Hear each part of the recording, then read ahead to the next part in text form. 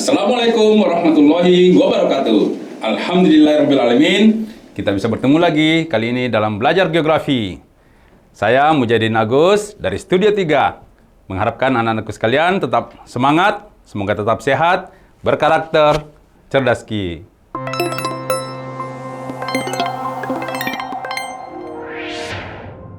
Baik, kali ini dalam pelajaran geografi kita akan membahas tentang tata ruang kota dan alih fungsi lahan.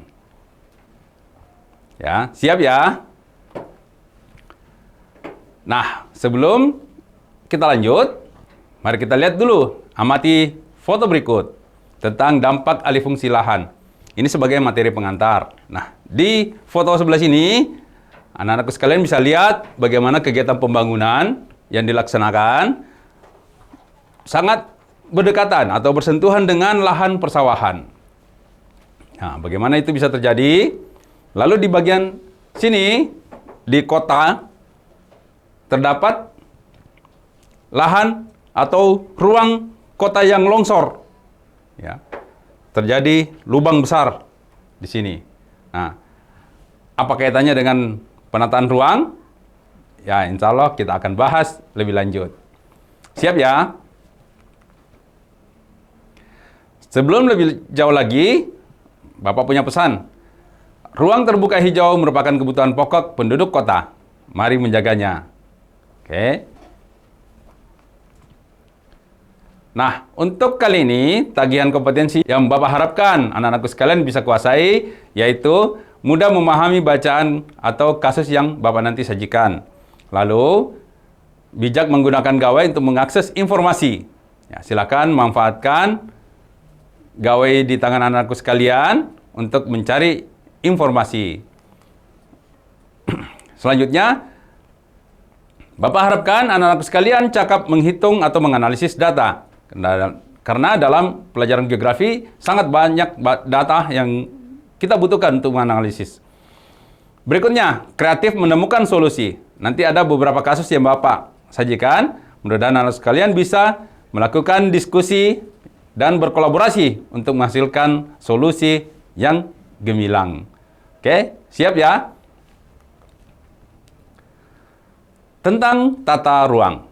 Nah, menurut Undang-Undang tahun 2007, ya, Undang-Undang nomor 26 tentang penataan ruang merupakan suatu sistem proses perencanaan tata ruang, pemanfaatan ruang, dan pengendalian pemanfaatan ruang.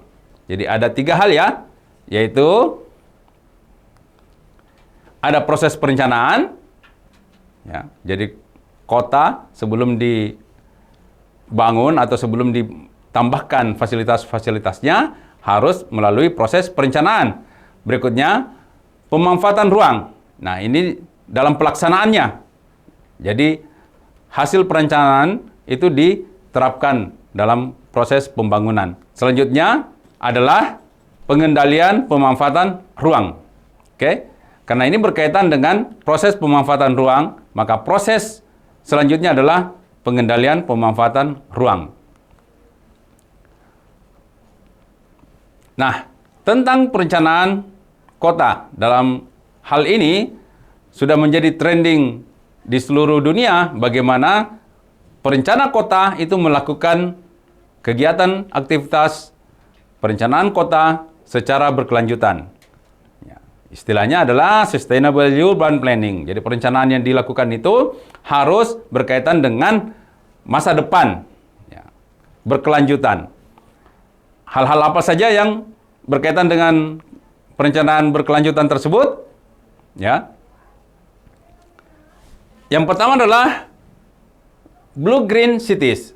Perencana kota harus berusaha menciptakan rancangan yang berkaitan dengan Blue Green Cities, yaitu kota yang hijau, kota yang bersih, biru, udaranya segar, ya, lingkungannya, tanahnya hijau, ya. Jadi lengkap dengan taman misalnya, fasilitas taman. Bagaimana juga udaranya supaya terhindar dari pencemaran. Jadi udaranya biru. Makanya dikatakan istilah Blue Green Cities. Yang berikutnya adalah complete neighborhood. Ketika merencanakan kota, pengembangannya, maka harus dilengkapi dengan fasilitas-fasilitas yang dibutuhkan. Jadi ketika merencanakan permukiman misalnya, bukan hanya permukimannya yang dibangun, tetapi juga fasilitas lain yang terkait dengan layanan pendidikan, layanan kesehatan, ya, layanan sosial yang lainnya, misalnya juga pasar, toko, bahkan kalau di kota ya mall, ya, seperti itu harus lengkap karena harus tersedia berbagai fasilitas untuk kebutuhan penduduk. Berikutnya yang perlu diperhatikan adalah bagaimana merancang kota sehingga mudah bagi penduduknya untuk melakukan aktivitas ke berbagai tujuan. Misalnya dari rumah ke kantor, ya, atau sebaliknya dari rumah ke pasar, ya, atau dari tempat aktivitas di rumah menuju ke tempat aktivitas yang lain seperti tempat rekreasi. Nah, bagaimana fasilitas ini disediakan, sarana transportasinya, jalur jalannya, sehingga pergerakan penduduk itu lebih lancar, lebih mudah terlaksana dan tidak menimbulkan macet. Nah, itu permasalahan umum di sebuah kota. Berikutnya, yang juga perlu diperhatikan dalam merencanakan kota atau merencanakan pengembangan kota adalah bagaimana supaya situs-situs atau tempat-tempat bersejarah, tempat-tempat konservasi, tempat-tempat budaya itu harus dijamin keberadaannya, harus dilindungi keberadaannya, tidak boleh diubah. Misalnya kalau di wilayah kita di Makassar ada benteng, ya, ada benteng Rotterdam, ada benteng Sombopo, ya, ada kampung yang harus dijaga kelestariannya, kampung tradisional misalnya. Nah, itu harus tetap diperhatikan. Berikutnya, bagaimana melakukan pengembangan kota itu dengan memperhatikan kebutuhan penduduk dalam berbagai hal. Jadi yang dibangun adalah tujuannya untuk memenuhi kebutuhan penduduk secara layak. Ya, jadi building at human scale, jadi sesuai dengan kebutuhan penduduk. Itu yang harus diperhatikan dalam merencanakan pembangunan secara berkelanjutan, perencanaan kota secara berkelanjutan.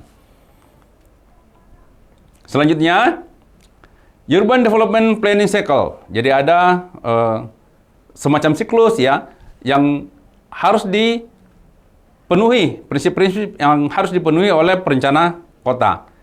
Yang pertama, bagaimana merencanakan kota sehingga kota yang kita rencanakan itu atau pengembangan kota yang kita rencanakan itu bisa memenuhi kebutuhan hidup penduduk secara cukup.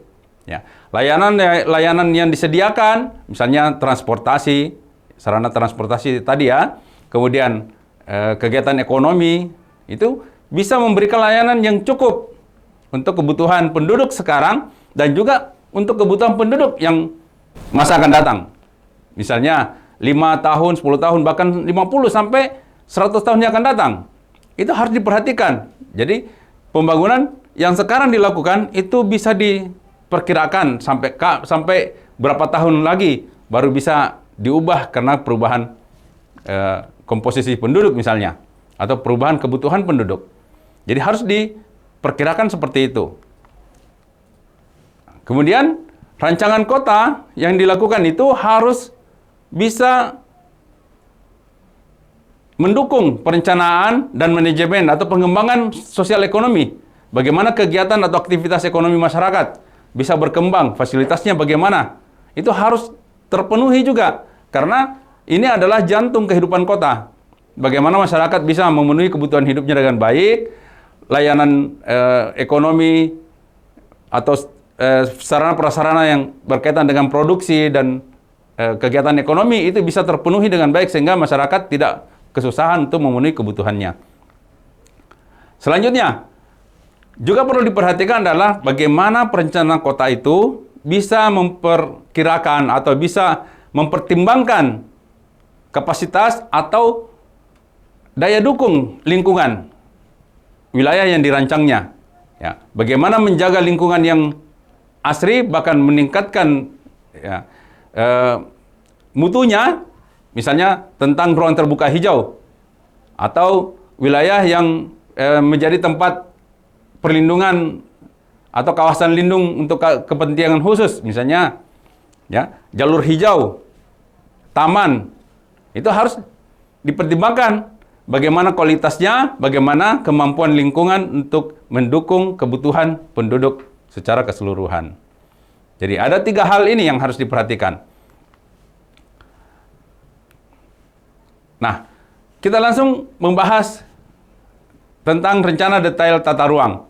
Karena dalam perencanaan kota, ini menjadi salah satu acuan yang terpenting bagaimana perencana kota, dalam hal ini pemerintah, itu bisa memberikan informasi ya, tentang rencana detail tata ruang, tentang pengembangan kota beberapa tahun yang akan datang. Bagaimana membagi ruang kota sehingga diberikan fasilitas khusus untuk kawasan-kawasan tertentu atau disediakan peruntukan khusus untuk kawasan tertentu. Nah, kita lihat untuk kasus rencana detail tata ruang Kota Palopo. Nah, di peta ini terlihat batas Kota Palopo. Di sini adalah Teluk Bone, ya. Ini Teluk Bone.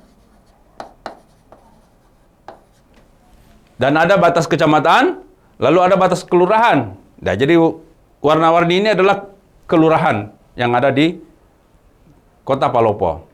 Nah, sebuah kota itu setidaknya mempunyai penataan ruang untuk permukiman. Kemudian untuk perkantoran, perdagangan dan jasa, untuk fasilitas pendidikan, fasilitas umum dan sosial, misalnya rumah sakit atau kantor layanan pemerintah. Juga harus memperhatikan kawasan lindung, situs sejarah misalnya, atau situs budaya. Kawasan lindung terkait dengan ruang terbuka hijau dan kawasan lindung yang khusus, misalnya sempadan sungai. Ya, jika di kota itu ada sungai atau sempadan pantai. Ya. Nah, bagaimana dengan perencanaan di peta ini? Peta rencana pola ruang Kota Palopo. Nah, ada tanda tanya besar. Ya, minta maaf, kita bahas ini sebagai kajian kegeografian. Ya, ada tanda tanya karena warna-warni yang disediakan oleh peta itu, yang ditunjukkan oleh peta itu, hanya batas kelurahan, bukan batas peruntukan ruang. Jadi, pola ruangnya tidak terlihat. Oke? Tentu sangat berbeda jika informasi yang disediakan itu merupakan lokasi yang diperuntukkan khusus, misalnya layanan pendidikan di mana, bisnis atau industri di mana. Itu pasti berbeda. Nah, kita lihat dan bandingkan rencana detail tata ruang Kota Makassar. Nah, di peta ini sudah terlihat ada warna-warni lengkap dengan huruf, batasnya berbeda, dan bukan batas administratif. Jadi bukan batas kecamatan. Di legendanya juga terlihat lengkap dengan kode warna dan huruf. Nah, kita lihat untuk pusat kota. Pusat kota ini bukan berarti hanya satu peruntukan, tetapi di situ mulai dari kantor pemerintahan, permukiman juga ada, juga bisnis ada. Jadi di situ ada pasar sentral, di situ ada kantor wali kota, rumah jabatan gubernur. Mulai dari pantai, pinggir pantai sana, pusat bisnis, sampai ke wilayah Gunung Sari, sampai dengan dekat perbatasan Sungguh Minasa. Nah, itu masuk kawasan pusat kota semua. Jadi, di situ bukan cuma layanan sosial dan pemerintahan, tetapi juga tersedia pemukiman. Dan ini dinyatakan sebagai kawasan pusat kota. Lalu ada bagian B, permukiman terpadu. Nah, untuk pengembangan pemukiman Kota Makassar ke arah timur dan juga ke arah selatan, ini sudah berbatasan dengan Goa, Sungguh Minasa ya. Itu ditujukan untuk permukiman, tetapi permukiman terpadu, artinya permukiman yang dilengkapi dengan sarana dan fasilitas lain, misalnya rumah sakit atau layanan kesehatan yang lain.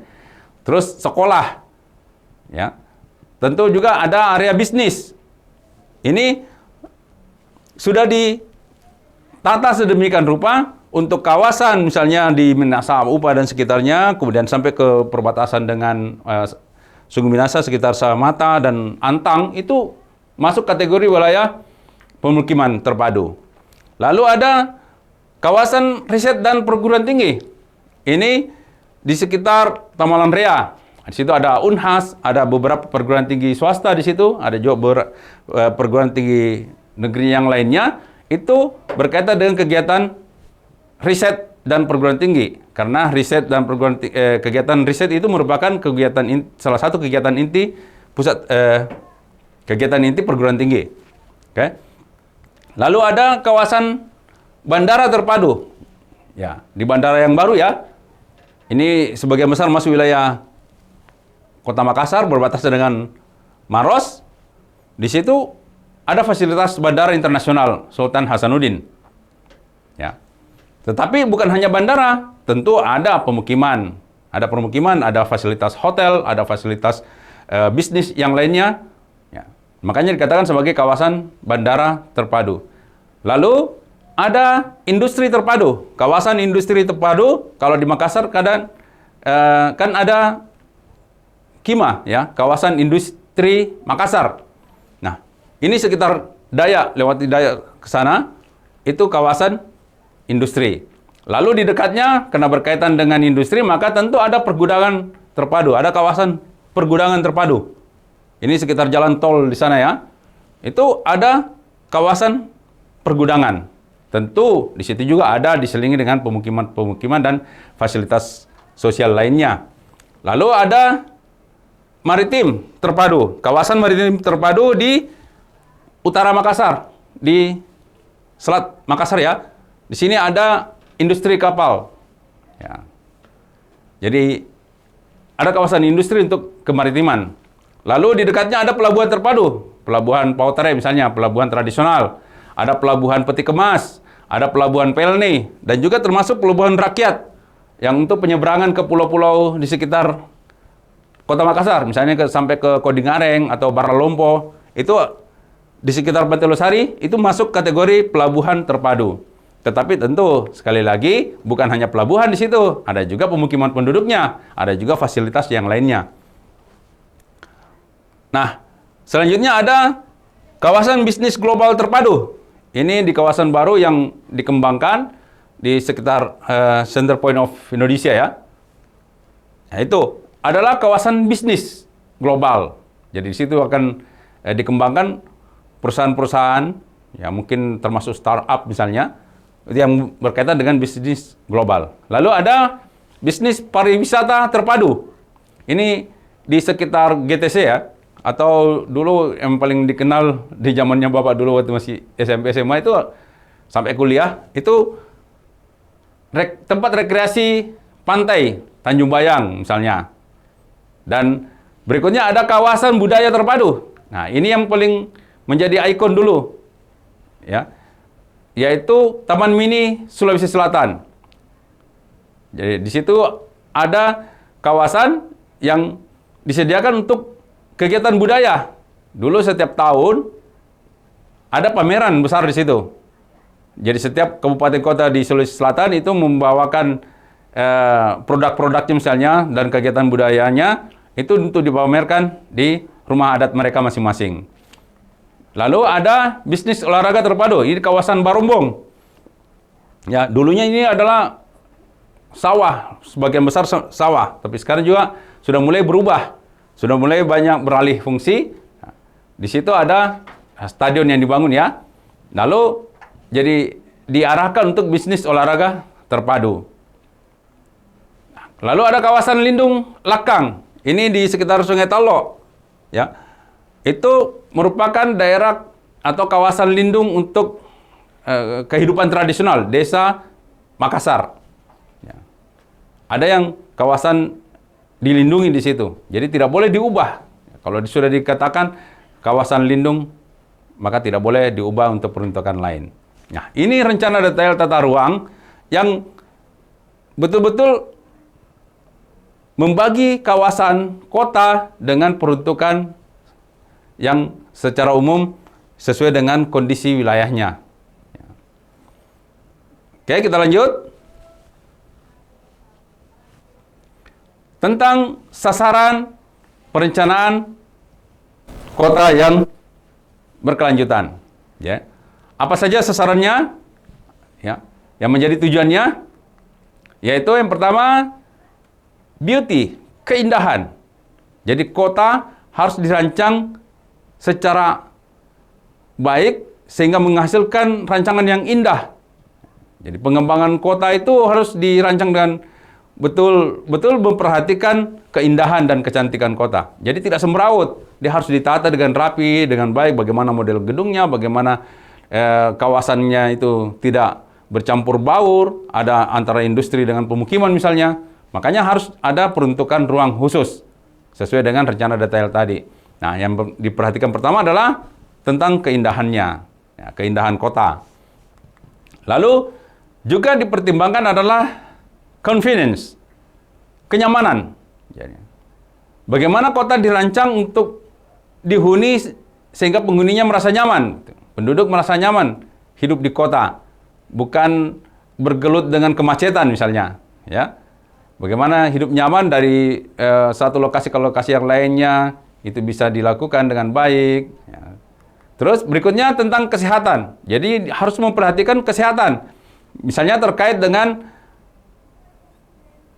fasilitas kesehatan, bukan cuma itu saja, tetapi juga termasuk misalnya bagaimana drainase, supaya tidak ada genangan air, ya, menghindari penyakit, ya, tentang pembuangan sampah misalnya, itu juga harus diperhatikan. Dan juga terkait dengan lingkungan, yaitu bagaimana kota dirancang sehingga lingkungannya itu memberikan kenyamanan bagi penghuni, segarnya, ya, ada ruang terbuka hijau, ada tempat rekreasi misalnya berupa waduk, ya, itu tadi yang berkaitan dengan blue green cities.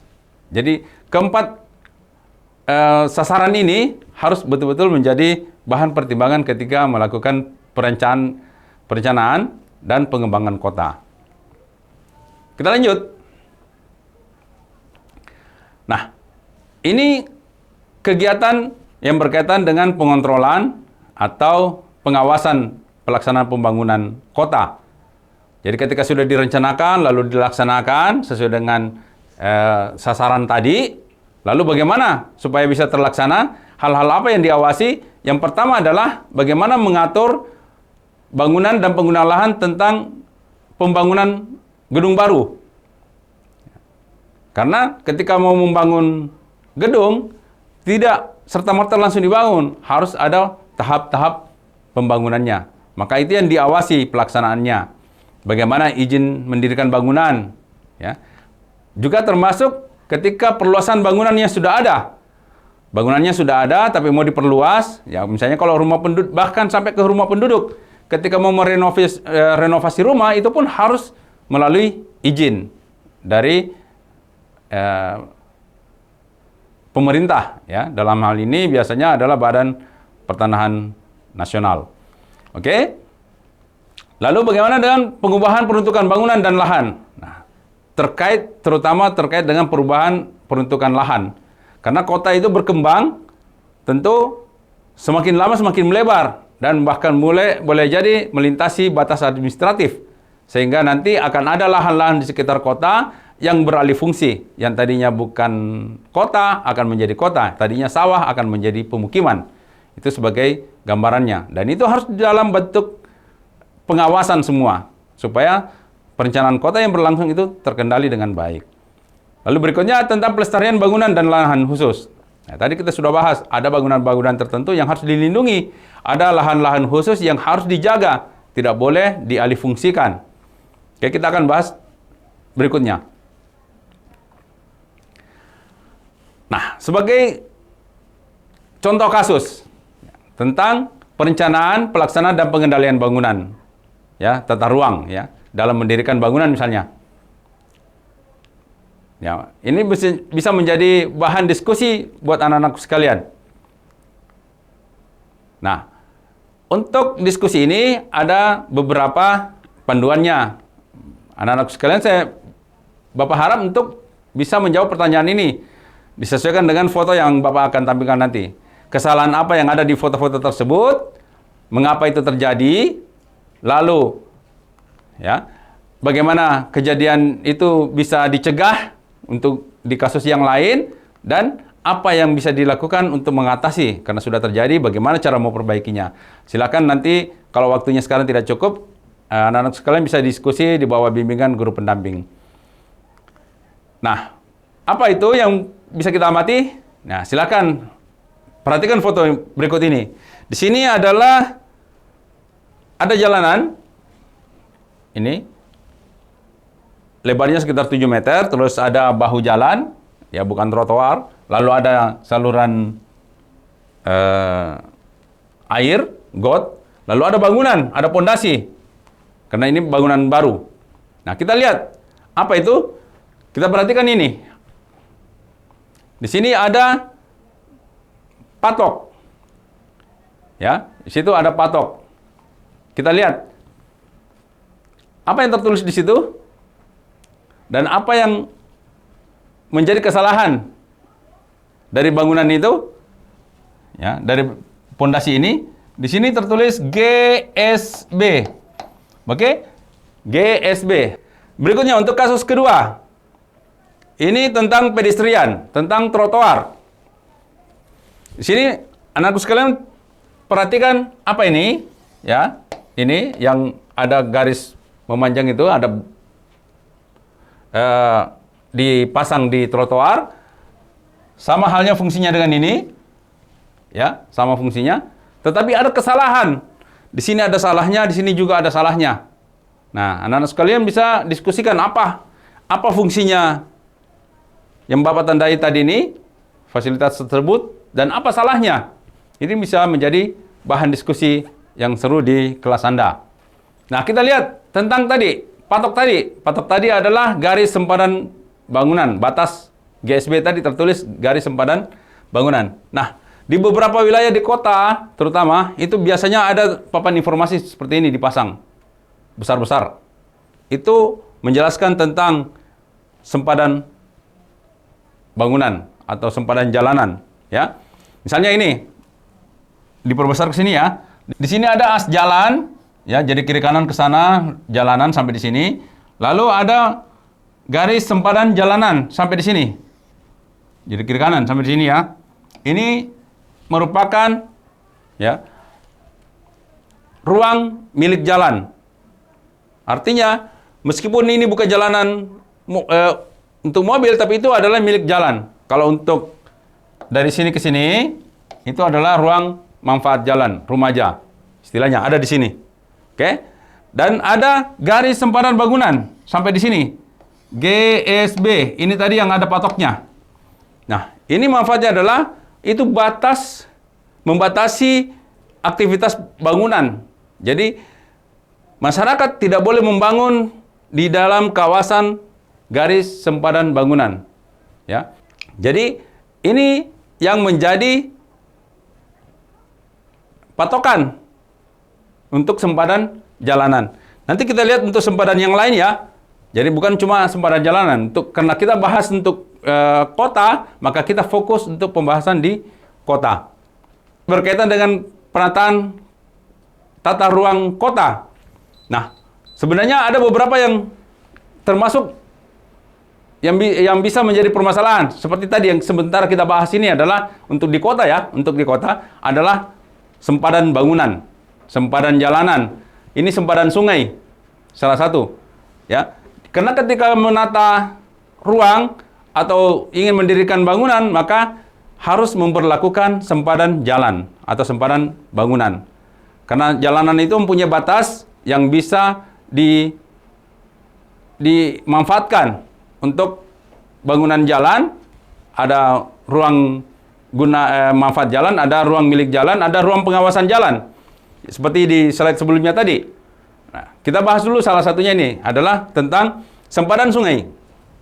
Nah, sempadan sungai untuk di wilayah kota, sempadan sungai yang tidak bertanggul itu ada sempadan sungai dari bangunan, misalnya di sini rumah yang paling dekat dengan sungai itu paling dekat 15 meter.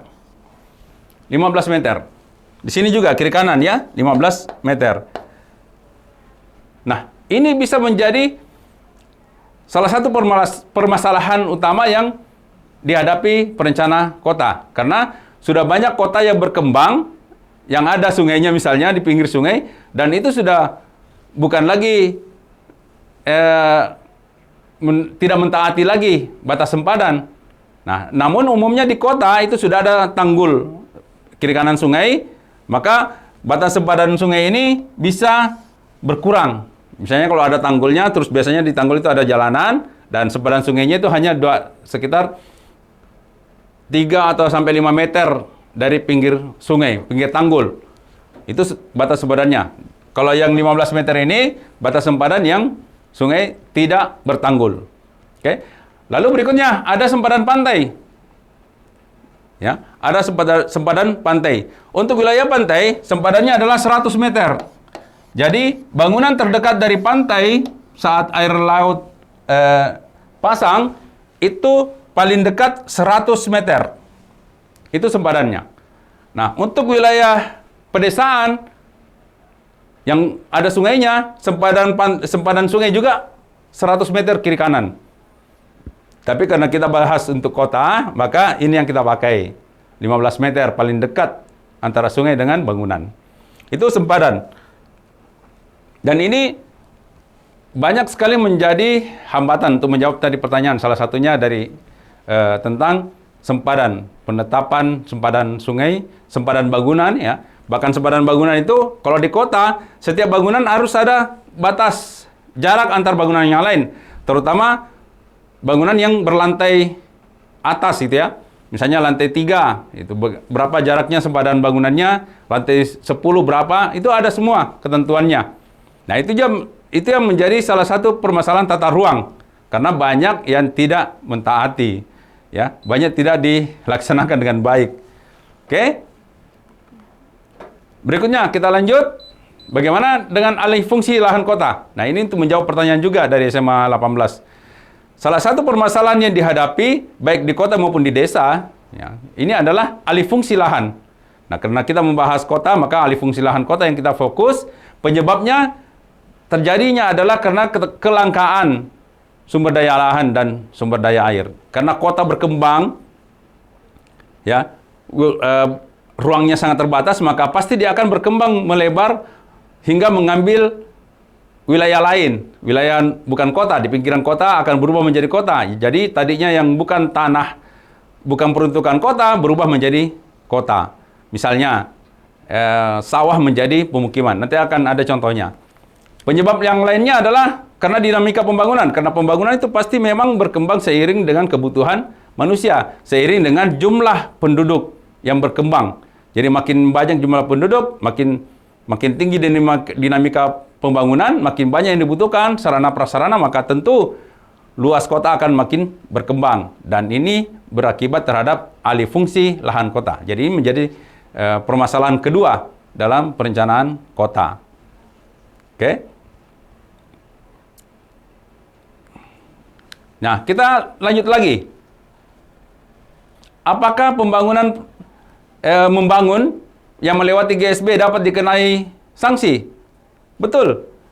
Ya. Jadi kalau kasus yang tadi itu tentu akan ada teguran ketika sementara dibangun, ada pengawasan bangunan, ada pengawas bangunan lewat, tentu harus ditegur. Jadi sebelum selesai bangunannya harus ditegur karena melewati batas garis sempadan bangunan. Nah, kalau ditegur berarti diberikan kesempatan untuk membongkar sendiri karena tidak boleh. Jadi dia harus bongkar sendiri. Nah, jika tidak diindahkan, maka sanksinya adalah pemerintah bisa membongkar secara paksa. Bahkan ketika bangunan itu sudah jadi, sekalipun, misalnya sudah lengkap, sempurna, dihuni, ketika ada pengawas bangunan yang ketat, maka bagian yang melewati garis sempadan bangunan itu harus dibongkar. Itu sanksinya. Apalagi kalau memang sudah pernah diberikan peringatan.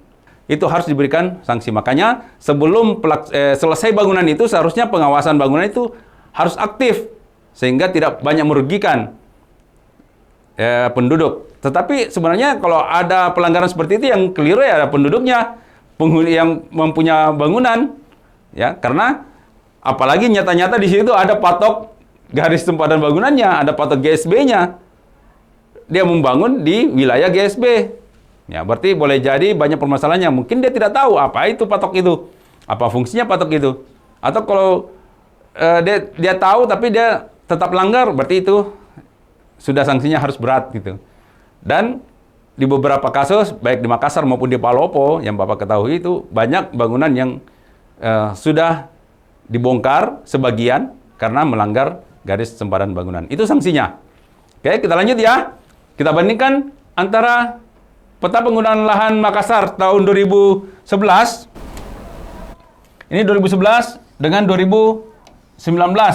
Kita lihat ini wilayah Berombong, masih hijau sekali, masih banyak sawah. Sekarang sudah berubah, banyak yang perumahan baru di situ.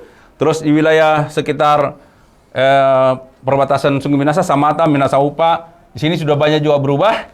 Ya, berarti sudah banyak lahan sawah yang beralih fungsi. Kita lihat lebih detailnya lagi, ya, untuk wilayah Makassar. Nah ini, kita bandingkan dengan peta ini. Ini adalah screenshot yang Bapak ambil dari Google Earth. Kita bandingkan wilayah ini, yang segitiga. Ini masih hijau, 2011. Tapi sekarang, ini wilayah yang sama. Bapak sengaja perbesar. Ini sudah banyak perumahan di situ. Nah, belum lagi wilayah ini. Ya, di sini juga. Ini banyak perumahan. Sudah banyak, sekitar SMA 10 di sana. Ini termasuk juga wilayah Sungai Minasa, sekitar Samata. Itu sudah masuk wilayah Sungai Minasa. Sudah banyak berubah. Oke? Itu yang terjadi di Makassar. Dan Bapak yakin di kota manapun, termasuk di kota kabupaten, ya, Parepare juga, Palopo juga, itu sudah banyak perubahan seperti itu. Nah, apa dampaknya? Lahan pertanian menjadi berkurang. Ya. Lalu ruang terbuka hijau menyempit. Dan terakhir, bisa mengakibatkan banjir, sinkhole, intrusi air laut. Itu baru sebagian ya, dampaknya. Lalu, kita lihat buktinya. Ini untuk kasus Palopo. Dahulunya ini belum ada. 4 tahun lalu belum ada perumahan ini. Belum ada itu. Sekarang sudah berubah semua. Tadinya sawah berubah menjadi perumahan. Ini berubah menjadi kompleks pergudangan dan permukiman. Sudah banyak berubah. Ya, berarti lahan pertanian semakin menyempit. Dan ini untuk kasus taman yang diubah fungsinya menjadi tempat nongkrong gitu ya. Tetapi lantainya semua berubah menjadi beton. Jadi tidak ada lagi ruang peresapan. Nah, ini berarti ruang terbuka hijau menyempit. Padahal dalam aturannya itu sebuah kota minimal mempunyai 30% wilayahnya berupa ruang terbuka hijau, termasuk jalur hijau, taman ya. Oke, berikutnya ini dampaknya. Kita lihat di sini banjir, termasuk rob ya. Rob itu dari air laut. Kalau ini banjir, kenapa bisa terjadi banjir? Terutama kalau fasilitas drainasenya kurang bagus, maka akan terjadi banjir karena yang tadinya kota itu belum melebar, belum luas, terus banyak rawa-rawa yang bisa menjadi tempat penampungan air, sekarang sudah tertutup semua, maka akan terjadi genangan air, terjadi banjir. Terutama kalau saluran pembuangannya kurang bagus. Dan ini sering terjadi, termasuk di Makassar. Ya, sebagai contoh, kawasan Panakukang Mall itu kan dulunya adalah rawa-rawa gitu. Di Perumnas sebagian besar banyak rawa, termasuk Hertasning sekarang dan seterusnya sekitarnya itu banyak yang berupa rawa, sehingga jarang sekali terjadi banjir. Oke, nah sekarang sudah tertutup semua. Dan ini contoh di Guatemala, kota yang beralih fungsi yang tadinya bukan kota, terus padat penduduknya, penggunaan air tanah yang berlebihan, akhirnya terjadi sinkhole, ya, terjadi lubang besar di bawah sehingga di atasnya runtuh. Dan banyak kasus juga terjadi intrusi air laut, misalnya di Jakarta Utara, intrusi air laut, ya, banjir rob juga. Karena bahkan permukaan tanah Jakarta itu turun sekitar 25 cm di wilayah-wilayah tertentu. Ya. Nah, ini banyak sekali dampaknya akibat pengembangan kota dan alih fungsi lahan kota, ya. Nah, bagaimana mengatasinya? Bapak tadi sudah sampaikan memberlakukan IMB dengan tertib. Tadi kita kaitkan dengan izin mendirikan bangunan. Itu harus dilakukan dengan tertib. Bagaimana orang yang memberikan yang mengajukan perizinan itu betul-betul diawasi, ya, secara ketat. Sempadan bangunannya, sempadan jalannya, dan seterusnya. Ya. Lalu bagaimana menerapkan sempadan, ya, bangunan, sempadan jalanan disampaikan kepada mereka supaya pembangunan yang dilakukan itu tidak melanggar. Berikutnya adalah bagaimana menjaga keberadaan kawasan lindung. Misalnya untuk wilayah-wilayah tertentu ada pemerintah sudah menetapkan, bahkan dalam peraturan Presiden itu ada lahan sawah dilindungi, LSD. So, ada wilayah sawah, ya, misalnya di Jawa itu ada wilayah sawah yang tidak boleh dialihfungsikan. Itu menjadi kawasan lindung. Nah, itu salah satu cara untuk mengatasi alih fungsi lahan, ya, alih fungsi lahan. Termasuk green belt atau ruang terbuka hijau, ya, kawasan budaya, hutan kota, itu semuanya tidak boleh diubah karena itu merupakan kawasan lindung di perkotaan. Lalu mengaktifkan pengendalian atau pengawasan bangunan, ya, menerapkan sanksi yang ketat. Harus pengawasannya ketat dan sanksinya juga ketat supaya tidak terjadi lagi secara berulang di tempat lain. Nah, tugas untuk latihan bisa anak-anakku sekalian lakukan di rumah atau di kelas di luar jam pelajaran saat ini. Silakan mencari datanya, perubahan luas sawah misalnya dalam 10 tahun terakhir di kabupaten Anda. Lalu hitung berapa pertambahannya, berapa perubahannya, persentasenya, ya. Terus berapa perbandingan jumlah penduduk yang berubah, bertambahkah dalam kurun waktu yang sama. Itu bisa menjadi bahan diskusi di kelas yang Bapak yakin seru untuk dijadikan latihan adu pendapat, ya. Ya, untuk mencari solusi. Berikutnya, simpulan pembelajaran. Oke, tata kota bertujuan untuk menciptakan ruang hidup yang nyaman, sehat, dan terpenuhinya kebutuhan warga secara baik melalui perencanaan, pelaksanaan, dan pengendalian pemanfaatan ruang. Lalu, simpulan berikutnya adalah pola ruang kota itu berkaitan dengan peruntukan lahan untuk kawasan lindung dan kawasan budidaya. Sesuai dengan pesan Bapak yang Bapak sampaikan di awal, bahwa ruang terbuka hijau itu adalah kebutuhan penduduk kota. Lalu alih fungsi lahan merupakan dampak pengembangan kota. Ya, pasti ini terjadi. Tidak mungkin tidak.